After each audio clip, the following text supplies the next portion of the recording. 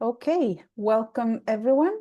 Today is Police Oversight Panel meeting, December 9th, 2024.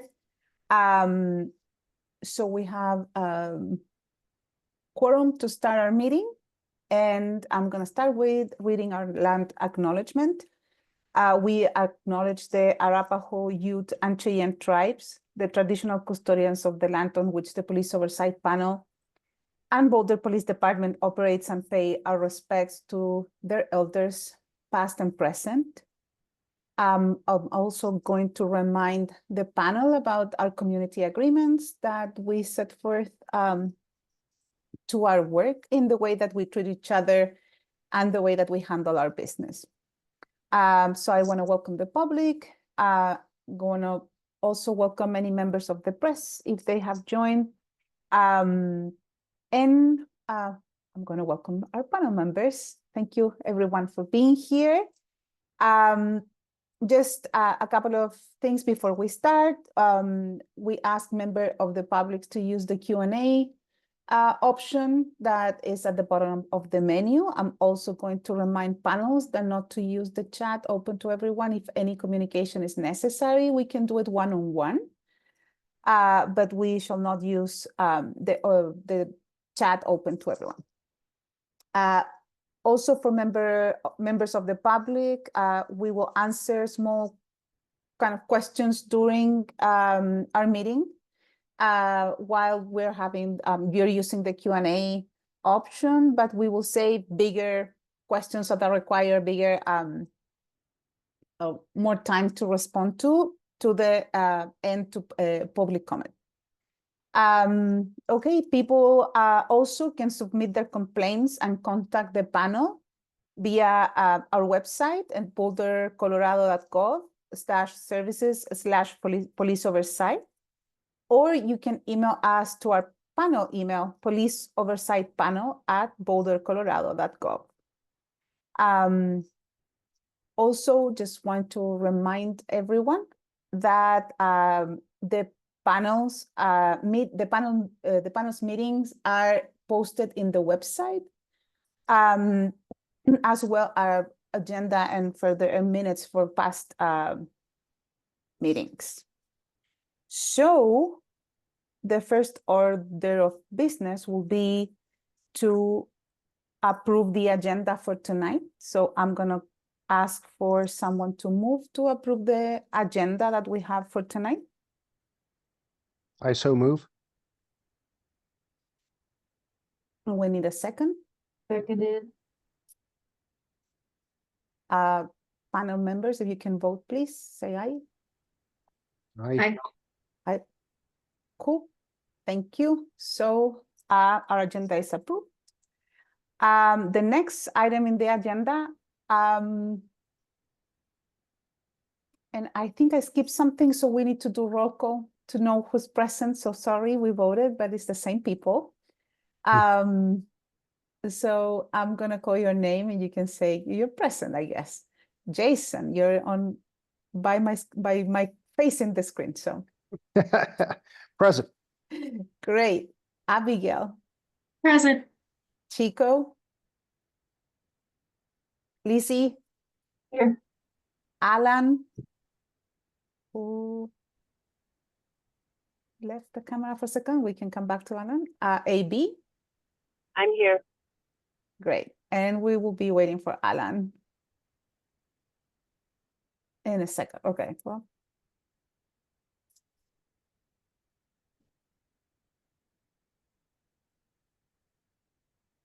Okay, I saw Alan before, so she should come back in a minute.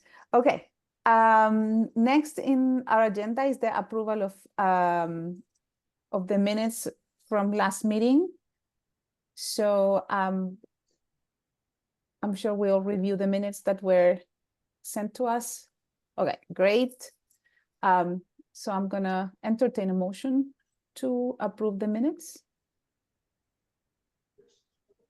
I will.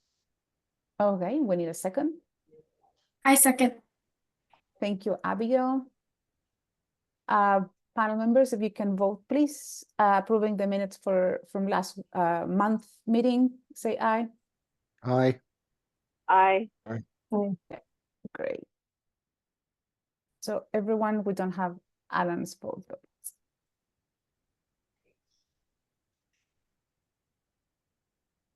Okay, so next in the agenda, we have community outreach and engagement, but seeing that Bill is not here, I don't know, I couldn't join that meeting.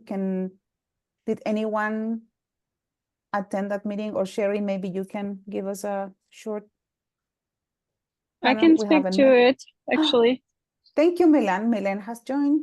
Thank you. Yeah, and I'm voting high for the, sorry, I'm just getting in my car. So Bill canceled the meeting for tomorrow because there was really nothing to announce or work on at this point. We're waiting for things to develop with some of the connections that we've made. So there's no meeting this month for the community engagement, the engagement committee. Sorry. Thank you, Milan. Okay, so I'm happy to announce that we have a very slim agenda with December. After months of having very thick agendas, this feels like a relief. Okay, we're ready to go to the Independent Police Monitor report then.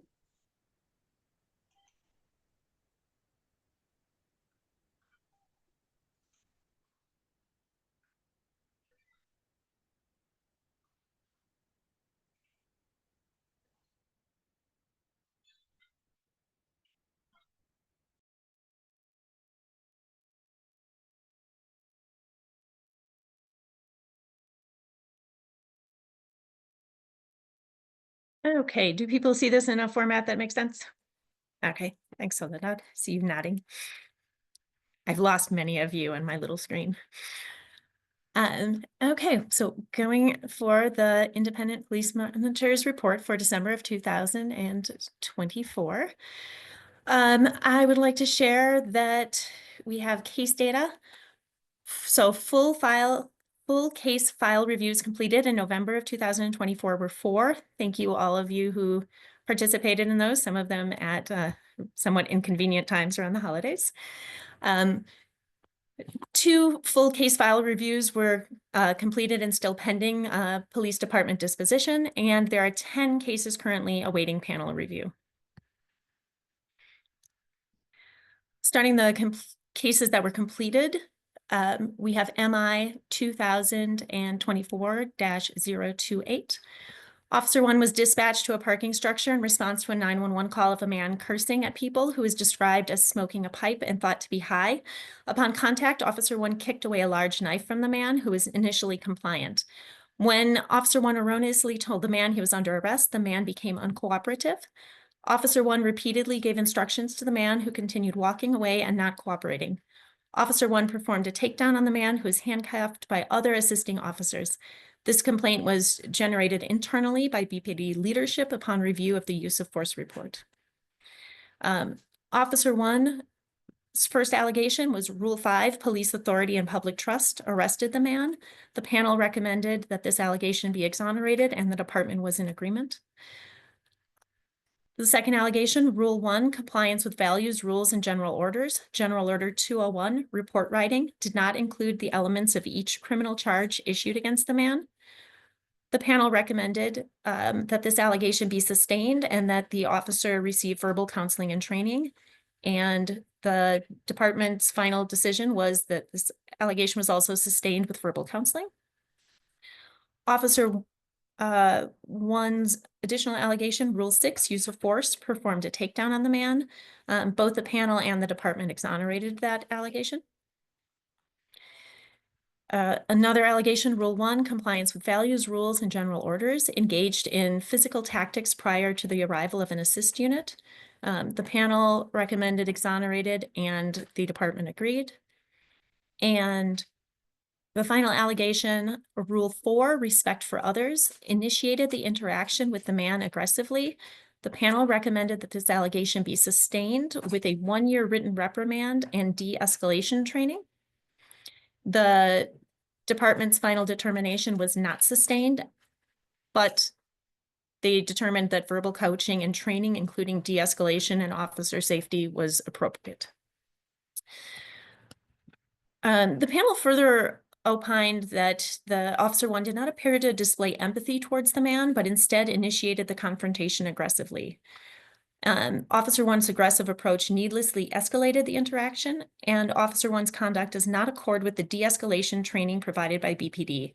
This appears to be yet another example of a BPD officer abandoning de-escalation techniques while interacting with a person he perceived to be unhoused. The panel members are concerned that BPD training on de-escalation is not regularly supported and enforced among patrol officers and supervisors. The panel members also noted the contrast between Officer 1's conduct and Officer 3, who treated the man as a person instead of a problem. They noted that Officer 3 modeled the conduct and respect that panel members have seen demonstrated in BPD trainings. The next case, MI 2024-033, the complainant made complaints about multiple incidents when BPD responded. Officers 1 and 2 responded first to his home in response to his complaint about a scratch on his truck windshield. Officers 1 and 2 did not create a report documenting the scratch. The complainant later came to the BPD station to report the scratch. Officers 3 and 4 spoke with him initially before complainant spoke with Sergeant 1. Complainant made complaints about how officers responded, and Sergeant 1 did not register this complaint. For the allegations against Officer 1, Rule 1, compliance with values, rules, and general order, report writing, failed to complete a report for the complainant's damaged windshield. The panel recommended and the department agreed that this allegation be administratively closed. For a second allegation, Rule 1, customer service values, was dismissive towards complainant. The panel recommended that the allegation be not sustained, and the department agreed. For another Rule 1 allegation, compliance with values, rules, and general orders, General Order 240, in-car cameras, body-worn cameras, and personal recording devices, did not activate his body-worn camera in a timely manner. The panel recommended that this allegation be sustained with verbal counseling, and the department agreed and sustained the allegation with instructions that the officer receive verbal counseling. For the Rule 4 allegation, respect for others, spoke unprofessionally to the complainant. The panel recommended that this allegation be not sustained, and the department agreed. For Officer 2's Rule 1 allegation, report writing, failed to complete a report for complainant's damaged windshield. The panel and department agreed that this allegation should be administratively closed. Officer 3's allegation of Rule 1, customer service values, was dismissive towards complaint. Both the panel and the department identified this as a not sustained allegation. And Sergeant 1 had an allegation of violating General Order 120, Professional Standards Unit and Supervisor Investigations, did not document complaint in accordance with General Order 120-4. The panel recommended this allegation be sustained with verbal counseling, and that was the department's final determination also. The panel further commented that this incident provides another example when the training BPD officers receive does not seem in alignment with the officer's behavior. The panel members noted that officers are trained to demonstrate patience and de-escalation, but that there were many avenues for improvement during these interactions. For case MI 2024-035, officers responded to a mental health crisis that resulted in an M1 hold of the complainant. While waiting for an ambulance, Officer 1 replied to the complainant, "You don't need an attorney, bro." When the complainant objected to be calling bro, Officer 1 responded, "Okay, bro. Bro, dude, sir. I use euphemisms for everyone, okay?" The allegation for Officer 1, a Rule 4, respect for others, referred to complainant as bro after he objected that bro was unprofessional. The monitor recommended this allegation be sustained with verbal counseling, and the department agreed with that recommendation. MIs 2024-061. In July, Officer 1 responded to a call that a dog was left alone in an unshaded car in a shopping plaza for at least 20 minutes. Officer 1 tried to obtain contact information based on the vehicle registration. When the complainant approached her about 30 minutes later, Officer 1 issued the complainant a summons for improper care of a dog.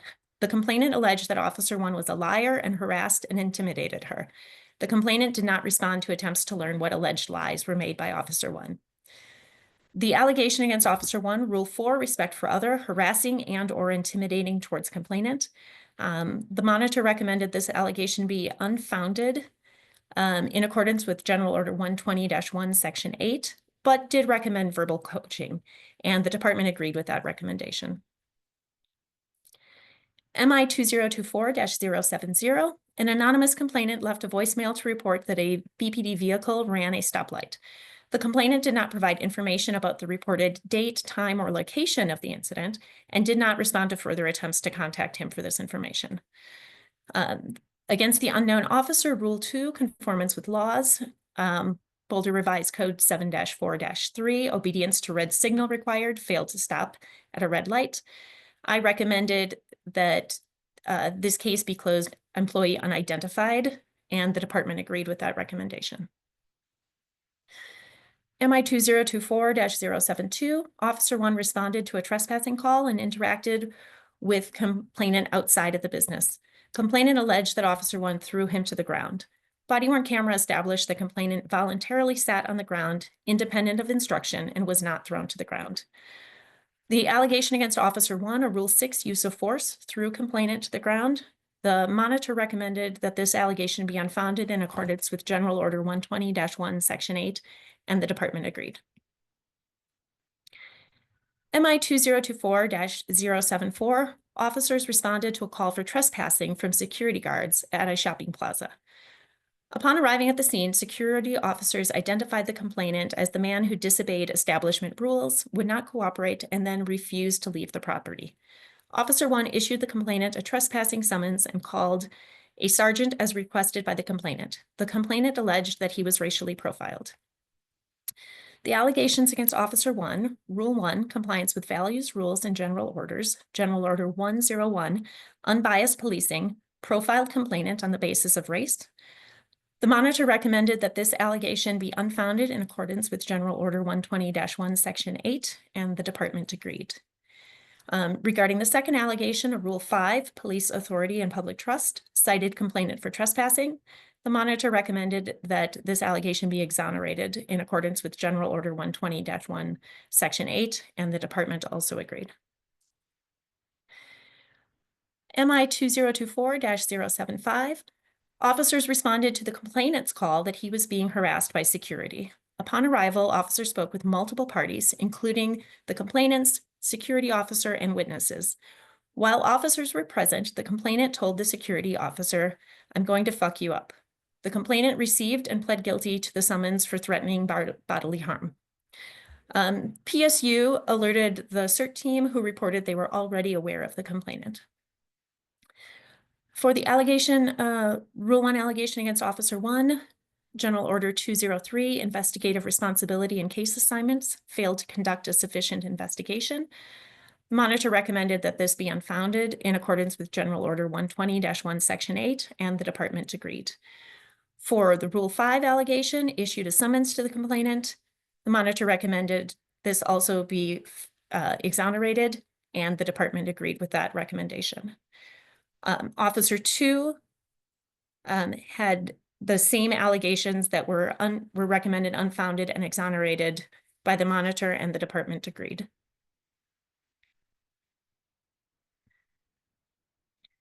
Looking at some of our case statistics for November 2024, 3 cases were classified by the monitor, 1 a misconduct investigation, 1 a serious misconduct investigation, 1 community inquiry. There were 0 community feedback or conflict facilitation process recommendations. The monitor observed 2 interviews, had 0 responses to a critical incident scene, and deemed 1 investigation thorough and complete. The Boulder Police Department closed 9 cases in November.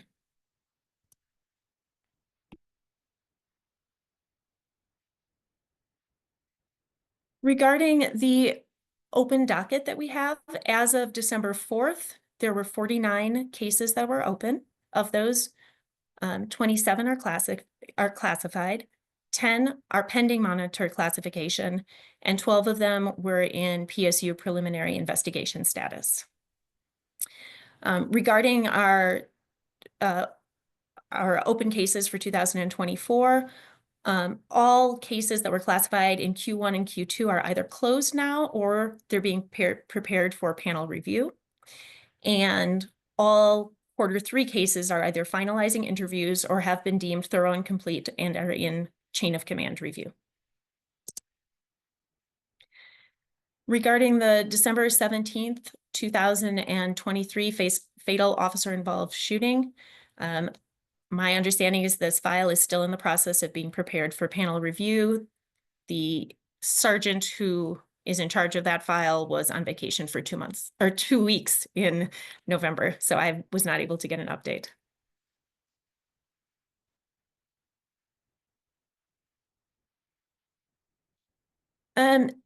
Some community engagement that has been worked on by the monitor is I shared some training opportunities took training opportunities along with some of the Boulder community connectors to get to know some of them on a more personal level, which I think will be helpful for the panel's outreach to different communities. I also attended a right relationships training with Native peoples and had extensive conversations with different elements of CU regarding posting and sharing out of the recruitment for student panel openings.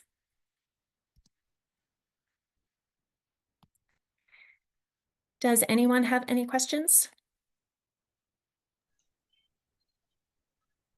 Oh, let's see. I think I see that Chico has his hand raised. Yes, I do. And I can't remember exactly whether it was at last meetings, during last month's meeting, or one of the panel review cases where we talked about we needed to get more color or more clarification from the police chief regarding how verbal counseling gets, or whether verbal counseling is considered or impacts the performance review process, or is considered during the performance review process of the various officers. The reason is that we keep seeing several recommendations around this space of verbal counseling this, verbal counseling that. So the question now is, how is this impacting the performance review, so that maybe in a way it acts as a deterrent? Because if that's not impacting, if that's not being considered, then we could have a problem. So this is one of the questions that hopefully the police chief should be able to answer during when we have our meeting with him on the 16th. So the second aspect to this is, are we tracking this verbal counseling? Because we case by case, we keep seeing verbal counseling this, verbal counseling that. Sure, and those are good questions. And I definitely put your the first question about how some of these verbal coachings and other discipline recommendations impact officers during their promotion and raises. I put that on the list of potential topics to have the chief address in next week's meeting. So if you look at that document, you can see a few things that have come up from case reviews that I thought would be possible topics to discuss. And regarding tracking, that is something that definitely we are doing a better job of it now. And the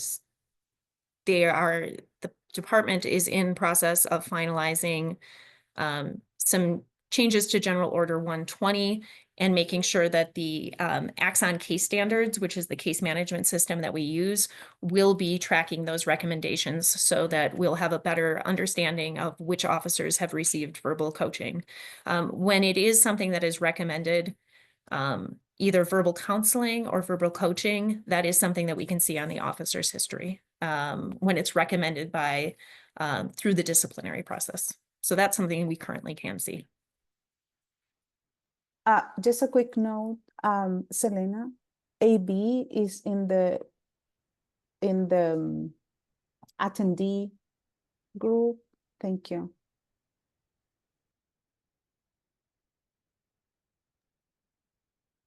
Okay, I have a quick question. Is it standard that it will take a year for the panel to review a critical incident case? That's new with the ordinance, so I don't think, I Mhm. mean, currently that there's only one case, and that is the situation. Yeah, no, I'm guessing if on your experience somewhere else, is this common that it will take a whole year to review a case like that? I would actually just say that some of those cases can be so complicated and have very involved criminal and civil lawsuits Mhm. that it can actually be very, or quite variable. I would hope that this is not the standard, though, Okay. that we move forward with in Boulder. Mhm. Maybe that's also something we can add for our December meeting with the chief Next week. next week. Yeah. So.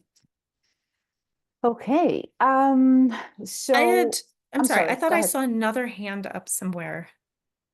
That was Okay. me, but I think Sorry. you answered I just wanted to tell Chico that we've asked for that like about a year ago, and Lester said that he was gonna look into it, how to keep track of the counseling and all of that, and so I think that's very pertinent. And since you said that, that's one of the questions, Sherry, that's why I lowered my hand, because I think it's a very pertinent question. It's about time that we know what the progress is. Thank you.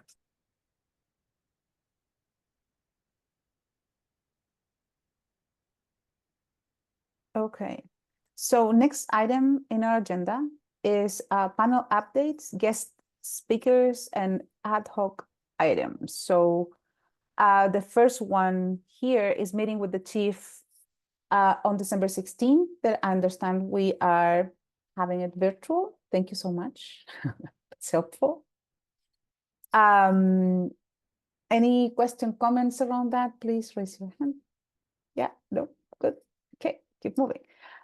Student panel members, recruitment updates and orientation. You kind of cover a little bit of that, but if you can go deeper. Yeah, so boards and commissions training, which initially I had been told was going to open up on December 9th, isn't instead going to open up next week. Everything seems in place for the application.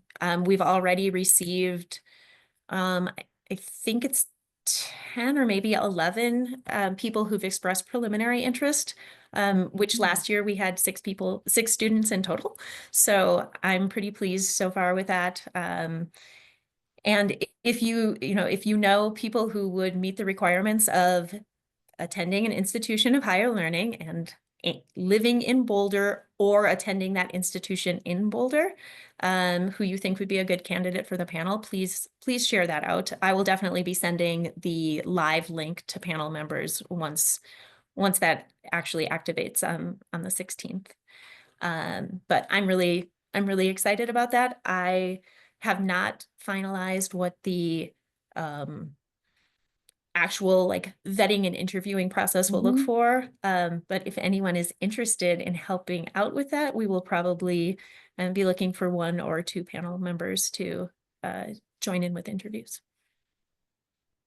Excellent. Which would be taking place in mid-February.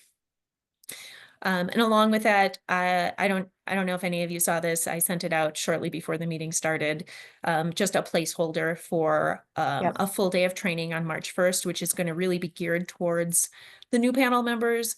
But when I've looked, when I since learned more about training that had been done in the past, it looked like panel members did some training, which makes sense because you do the work.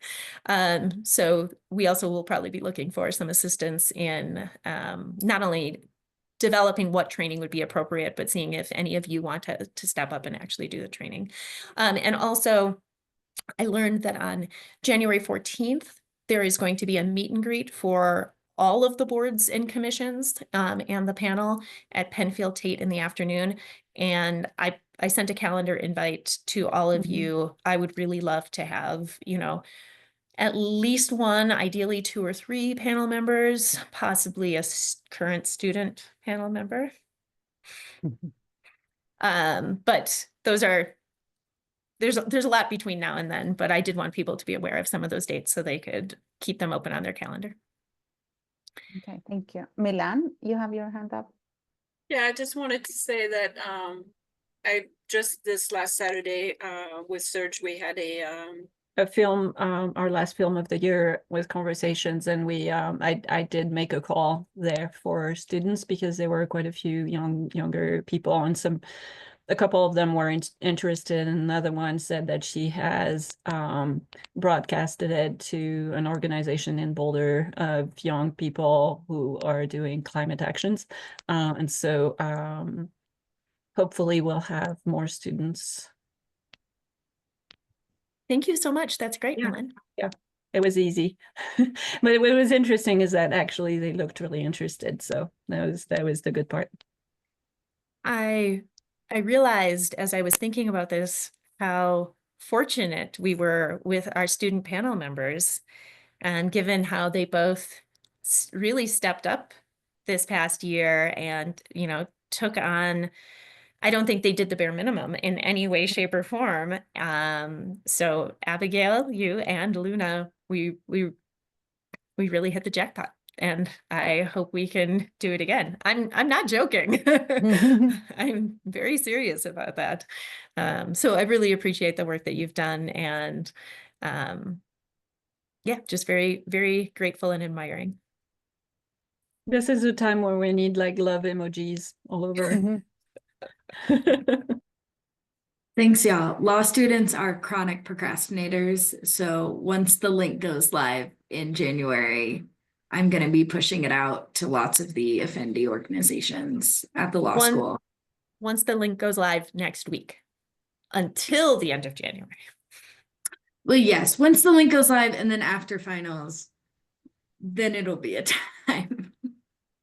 And then a reminder at the beginning of the next semester. Yeah. They're a tricky bunch. You got to get them primed. I would know nothing about that. Okay, next in our agenda, planning for 2025. That's so open. It was me? What? Yeah, of course. Yeah, no, we don't have, I don't have a plan for 2025. So I do have the intention of planting the seed in all of us so we can come back in January with kind of having thought about what do we want to do, what do we want our priorities to be in 2025. I'm sure there are things that we need to kind of figure out. We will have to choose another chair that can co-chair with me. So if you're interested, also I want to open it up. I mean, we don't have a way of choosing a specific way of choosing our co-chair. So if anyone's getting creative, I welcome those ideas. And also really thinking about when we think about those priorities, we do have the opportunity to create those ad hoc committees. So if there's anything that we want to kind of focus our attention on, maybe in the beginning of the year, in the first quarter, and we can together we can kind of draw a roadmap for 2025, that would be great.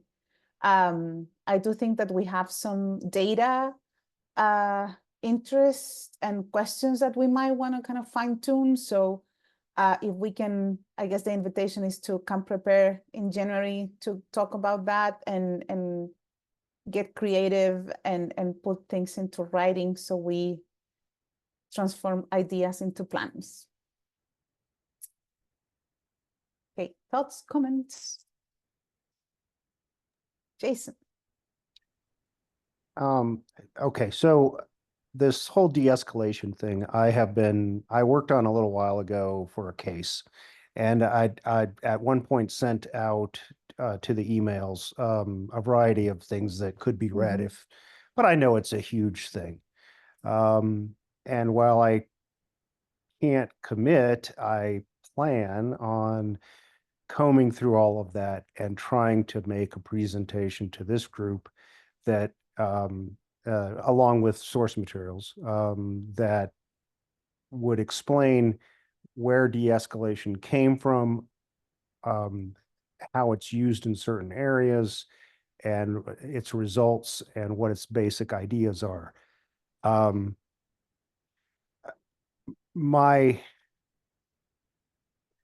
think that this is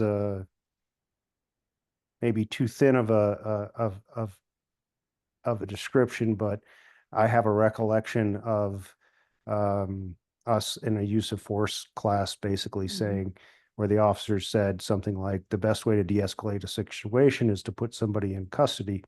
And I think that misses the point of de-escalation. So but this is a big topic, and it takes some effort, and I've already put some in, and so I'll try to get that. That's my goal for at least the first quarter of next year. And then maybe from that we can talk to the chief a little bit more. But we need to have the knowledge in order to ask the questions appropriately. So that is my goal. I don't know if anybody else has a goal, but that's one I've been thinking of. Thank you. Yeah, thank you, Jason, so much. And I also think kind of aligning expectations, right? Like what is the escalation for me is totally not what de-escalation means for police. So, and I think we need to bridge that gap, the understanding of what de-escalation is in this world, or in my work of victim services, is very different than de-escalating for PD. So that is very much appreciated. Thank you. Alan? I presume there's a plan that was written up for 2024. And or is that available for us for I guess myself, I haven't seen it, to look at, and maybe there's some tweaking or some updating that can be done on that, and as opposed to starting from scratch? To be honest, I don't think we had a plan. Like the biggest plan was really to finish the bylaws so we could operate in accordance to the new ordinance. So I think that this is kind of the first time that we're in a position that we can plan for the next year, and we're not in a situation that we need to be solving a lot. So this is new for all of us. Well, we'll in which case I would suggest that maybe, I'm not sure how things work in the city administration, but maybe there's someone on staff who can, maybe not just on our staff, but on some office in the city manager's office, could provide us some assistance or provide us some guidance as far as, what we're not a huge organization, but what are some things we could do to plug into a planning process? What are some things we can look for, basic definitions of goals, and then objectives under those, and not to get too organized, but at least have some framework to plug some things in, like where do we plug in escalation, and where do we plug in whatever topics we might have. Yeah, thank you. Taking note. Thank you so much. Milan? Yeah, I was lucky enough to be at a conference where Ana Silvia was presenting recently, and with Stu, I forget their last name, but I was very impressed by what they were talking about. They were talking about equity and data. And since we've been talking a lot about data, I asked, I told Ana Silvia that the panel needs to hear it. And so she offered to maybe do a training for data and equity and specifically for the panel. So I'd like to invite her to do so. And I'm happy to take the lead on that if it's needed or whatever. I think it would be great for us to have a better understanding of what they were talking about, because it's citywide, and so it also is important for what we do. Milan, do you care sharing who Ana Silvia is? Oh, Ana Silvia is I don't know what her role exactly is, but she works very closely with Amy Kane in the what is it, the equity office for the city of Boulder, and she's an amazing trainer and a really bright person that every time I listen to her, she's really expands my mind and my knowledge, and so I would really recommend that she come and talk to us. And she had also does the presented training. at the, I'm sorry. sorry. She had presented in conferences, like national conferences, right? Yeah, there was a national conference. It was like 4,000 or 5,000 people there, people of color mostly. But also she trains I believe she trains the police department and the different departments of the city around equity and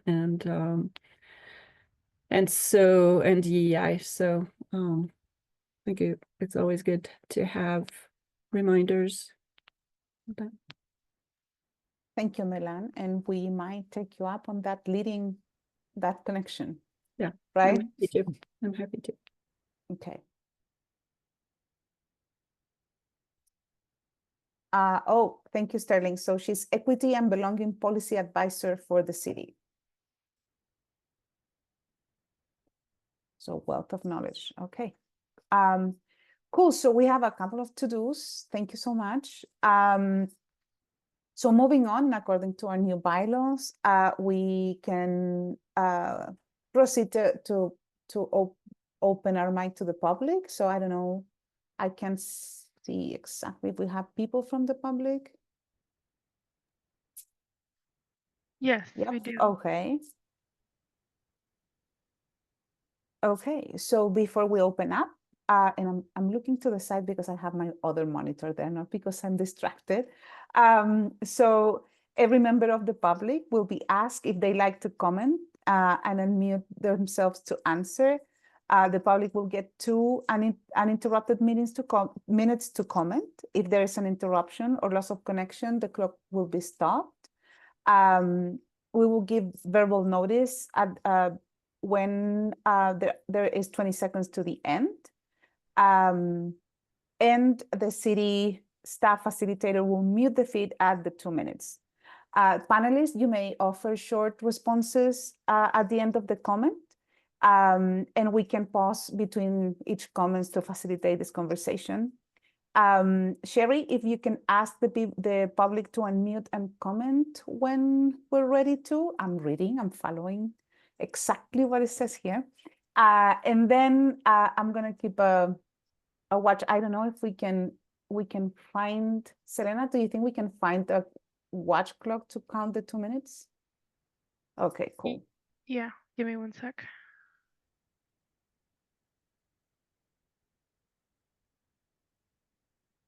Excellent. Maybe. Give me 1. Is it showing or no? Yep. Yes, we can see it. Okay.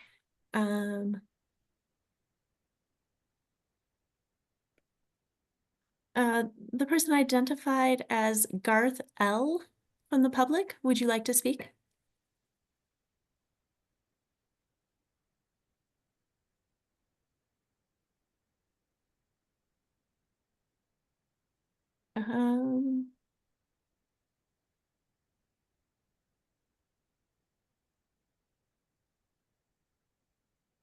Garth L., would you like to speak?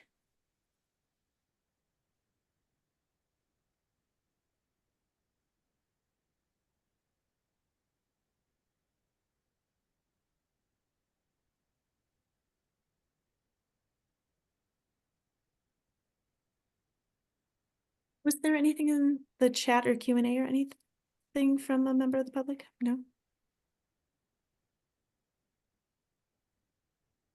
Okay, well, I am going to assume that that means no. Mm-hmm. Then we will keep an eye if Garth, you're interested in speaking, you can use the chat. Okay.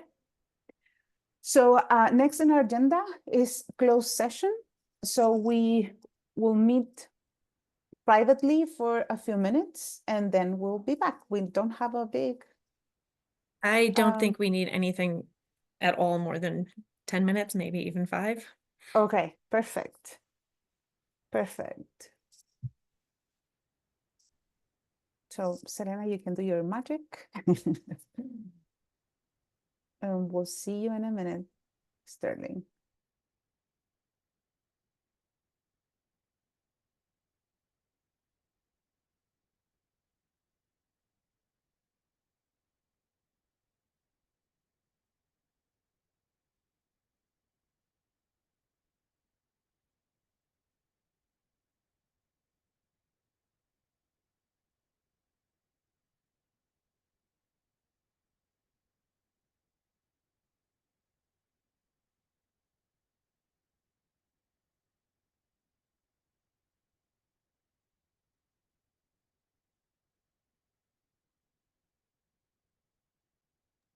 Okay, see you guys in a few minutes.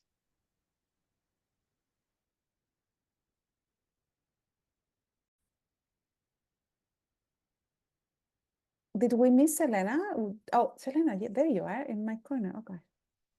Are people moving around the same as to me? Like this has happened the whole night. I think the hand raise changes things also. Oh, there you go. Okay, cool.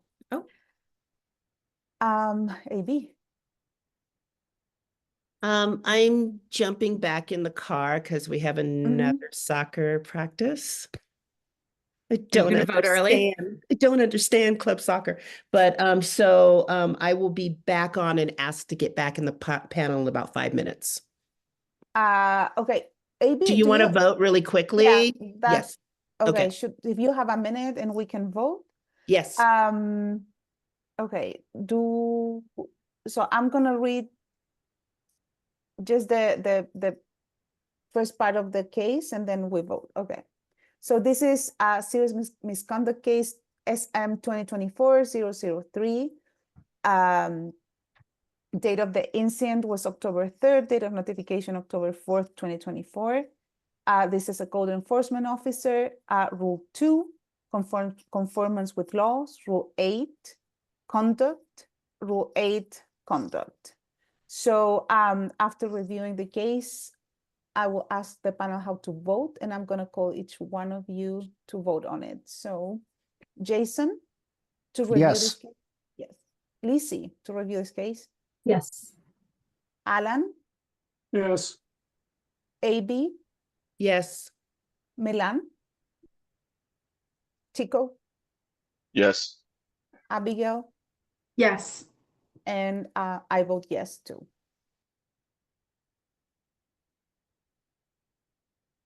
Okay, should we assign the case very quickly? Do we have volunteers to take this one?